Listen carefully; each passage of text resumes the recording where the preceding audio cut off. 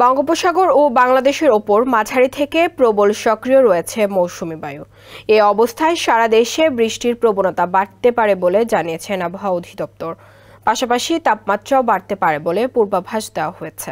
শনিবার ৬ জুলাই আবহাওয়াবিদ মোহাম্মদ বজলুর রশিদ স্বাক্ষরিত বিজ্ঞপ্তিতে এ তথ্য জানানো হয়েছে। বেশ কিছুদিন ধরে দেশের অধিকাংশ স্থানে কখনো তীব্র গরম আবার কখনো ঝড়ো বৃষ্টি হচ্ছে। ভারী বর্ষণে জলাবদ্ধতা ও বন্যা পরিস্থিতি সৃষ্টি হওয়ায় জনজীবন চরম ভোগান্তিতে পড়েছে।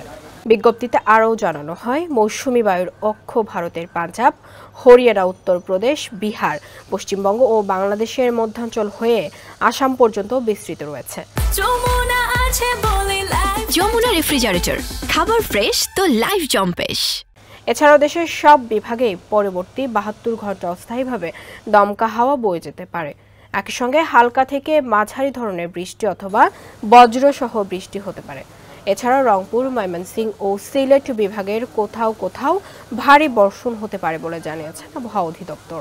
আবহাওয়াবিদরা জানান, ৭ ও ৮ জুলাই দেশের উত্তরাঞ্চলে দিনের তাপমাত্রা সামান্য বাড়তে পারে। অন্যান্য জায়গায় তাপমাত্রা প্রায় অপরিবর্তিত থাকতে পারে। এছাড়া সারা দেশে রাতের তাপমাত্রা প্রায় অপরিবর্তিত থাকতে পারে।